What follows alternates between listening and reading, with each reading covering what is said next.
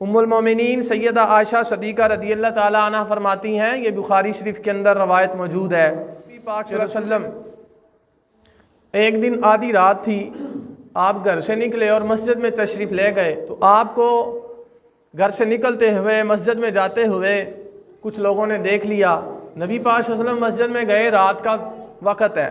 آپ نماز ادا کرنے میں مشغول ہو گئے، کچھ لوگوں نے آپ کو دیکھا تو آپ کی اقتداء میں لوگوں نے آ کے بھی نماز پڑھنا شروع کر دی۔ صحابہ کے درمیان صبح جب ہوئی نا، رات ختم ہوئی صبح ہوئی، تو صحابہ کے درمیان اس نماز کا بڑا چرچا ہوا۔ کیا ہوا؟ اب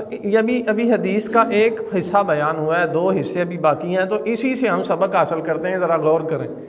رسول کائنات رات کے اندھیرے میں گھر سے نکلے، مسجد میں جائیں۔ اچھا، اس وقت لائٹنگ تھی نہیں، اس وقت تو دیے لوگ جلاتے تھے، دیے جلاتے تھے نا لوگ، اور پھر دیکھیں گے سپیکر وغیرہ بھی نہیں ہوتے تھے، اس طرح کے معاملات بھی نہیں ہوتے تھے، تو ذرا اندازہ کریں صحابہ کو کس چیز نے بتایا کہ رسول عربی گھر سے باہر تشریف لائے ہیں؟ کس نے بتایا؟ یہ ان کا عشق رسول تھا، جو سارا دن پیارے آقا کی بارگاہ میں رہتے، ان کی صحبت سے فیض یاب ہوتے، اپنی آنکھوں کو رسول عربی کے دیدار سے ٹھنڈا کرتے، لیکن رات کو بھی تڑپتے رہتے تھے کہ کب یہ کشانہ نبوت کھلے اور والضحیٰ کے مکھرے کی ہمیں زیارت ہو جائے۔ تو پتہ چلا صحابہ اسی انتظار میں رہتے تھے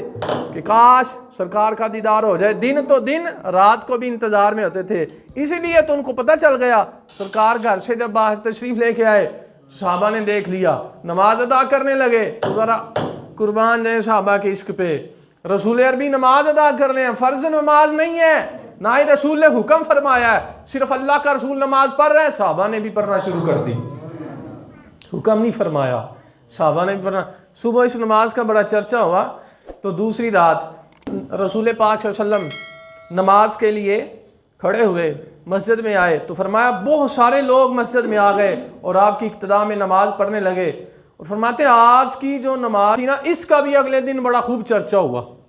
اتنا چرچا ہوا کہ جب تیسری رات آئی، نبی پاک صلی اللہ علیہ وسلم پھر سے گھر سے نکلے، مسجد میں آئے، رات کو آ کے نوافل ادا کیے، یعنی کہہ لیں کہ تہجد کی نماز ادا کی، نوافل ادا کیے، تو اتنے زیادہ لوگ مسجد میں آ گئے، اتنے زیادہ لوگ، اما عائشہ فرما رہی ہیں کہ مسجد کے اندر جگہ کی قلت محسوس ہوئی، یعنی جگہ کم پڑ گئی، لوگ زیادہ ہو گئے۔ پھر جب چوتھی رات ہوئی تو پھر سے لوگ آج کی رات بھی انتظار کر رہے تھے، کشانہ نبوت کا کب دروازہ کھلے اور ہم والضحیٰ والے مکھرے کی زیارت کریں اور آپ کی اقتداء میں ہم بھی نماز ادا کریں، اللہ کی بارگاہ میں سجدہ کریں۔ اما عائشہ فرماتی ہیں چوتھی رات لوگ انتظار کر رہے تھے، لیکن نبی پاک صلی اللہ علیہ وسلم گھر سے باہر نہیں آئے، حضور گھر سے باہر نہیں آئے۔ جب چوتھی رات گزر گئی، نبی پاک صلی اللہ علیہ وسلم نماز فجر کے لیے مسجد میں تشریف لے کے آئے، تو نماز فجر سے فارغ ہونے کے بعد، حمد و صلات کے بعد، نبی پاک صلی اللہ علیہ وسلم نے ارشاد فرمایا تمہاری آمد کا مجھے علم تھا، بے خبر ہو جو غلاموں سے وہ آقا کیا ہے، وہ آقا کیا ہے جس کو اپنے غلاموں کی خبر نہ ہو۔ تو محبوب فرماتے ہیں مجھے تمہاری آمد کا علم تھا، مجھے پتا تھا کہ تم میرا انتظار کر رہے ہو، مجھے پتا تھا ساری رات تم نے میرے انتظار میں گزار دی ہے، لیکن میں اس خیال سے اپنے حجرے سے باہر نہیں آیا کہ کہیں تمہارے اوپر یہ رات کی نماز فرض نہ کر دی جائے، تمہارے اوپر یہ رات کی نماز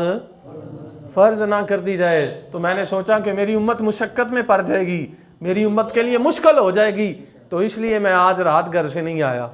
قربان جائیں، یہ تھی ہمارے آقا مولا صلی اللہ علیہ وسلم کی اپنی امت پہ رحمت۔ آپ کس قدر اپنی امت پہ شفیق ہیں اور شفقت فرماتے ہیں، آپ ہر لحاظ سے اپنی امت کا خیال فرماتے کہ کہیں میری امت مشکل میں نہ پڑ جائے، میری امت مشقت میں نہ پڑ جائے۔ پر یہاں پہ مفسرین جو ہیں وہ بڑا ہی پیارا اس حدیث پاک سے 2 فائدے اخذ کرتے ہیں۔ وہ فرماتے ہیں ایک فائدہ تو یہاں سے یہ معلوم ہوتا ہے کہ یہ اللہ کے رسول کی مہربانی اور رحمت ہے، آپ اس خیال سے حجرہ مبارک سے باہر نہ آئے کہ کہیں یہ نماز امت پر فرض نہ ہو جائے اور آپ کی امت مشقت میں پڑ جائے، یہ رسول پاک کی رحمت ہے۔ اور دوسرا فرماتے ہیں صحابہ کو نماز کتنی پیاری تھی، صحابہ کو نماز کتنی پیاری تھی کہ جناب ساری رات نماز کا انتظار کرتے رہتے، اور فرمایا دلوں میں کس قدر عشق رسول تھا۔ پہلی رات جب رسول پاک مسجد میں آئے تو وہ آپ کے انتظار میں کھڑے تھے، حالانکہ بتایا نہیں تھا کہ رات کو میں آؤں گا، مسجد میں آؤں گا، بتایا نہیں تھا، پھر بھی پتہ چلا صحابہ اس قدر عاشق رسول تھے کہ ہر وقت اسی تانگ میں رہتے تھے کہ ودھا والے مکھرے کی زیارت ہو جائے۔ اور بھی فرماتے ہیں صحابہ کے دل میں کس قدر ادب رسول تھا، کس قدر وہ نبی پاک صلی اللہ علیہ وسلم کا ادب اور احترام کرتے تھے کہ ساری رات مسجد میں رسول عربی کا انتظار کرتے رہے، لیکن کسی بندے نے بھی جا کے رسول پاک صلی اللہ علیہ وسلم کے دروازے کو دستک نہیں دی کہ سرکار تہاڈا انتظار پہ کرنے آتے آ جاؤ۔ وہ بے ادبی سمجھتے تھے اس بات کو، کیا سمجھتے تھے؟ بے ادبی۔ آج جناب ساڑھے والدین ہوں، ہمارے اساتذہ ہوں، ہمارے مشائخ ہوں، ہمارے رہنما ہوں، ہمارے موسن ہوں، کوئی بھی ہوں، 10 منٹ ان کا انتظار کر، چاہے سگا ماں باپ ہی کیوں نہ ہو نا، 10 منٹ بھی انتظار کرنا پڑے نا تو اولاد آگے سے ابا کدوں نہ انتظار کرنا پہ ہمیں، ماتھے پہ بال بھی آ جاتے ہیں،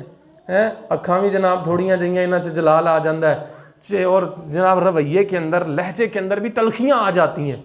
کدوں نہ تہاڈا انتظار پہ کرنا، تسی مینوں دس ہی سکنا ہی میں اننے بجے آنا ہے کہ نہیں، ایسا مجھے بتائیں، ہم ایسا کرتے ہیں کہ نہیں؟ اللہ اکبر، ذرا دیکھیں صحابہ اکرام علیہم رضوان ہیں، یہ آج اگر محفل ہو جائے نا جناب کوئی 2-4 گھنٹے لمبی یا آدھا گھنٹے لمبی ہو جائے تو لوگ محفل میلاد مصطفیٰ میں بیٹھ کے باتیں کرنا شروع کر دیتے ہیں، لو جی تو محفل کرنی ہوتی ہے، ذرا ان کو بھی دیکھو، ساری رات محفل والے کا انتظار کرتے تھے، کوئی جا کے دستک بھی نہیں دیتا تھا، اور سویرے یہ بھی نہیں کہتا تھا سرکار اسی انتظار کر دے رہے، کسی صحابی نے یہ نہیں کہا ہم آپ کا انتظار کرتے رہے۔ یہ ادب تھا، اللہ کرے ہمیں بھی ایسا ادب نصیب ہو جائے۔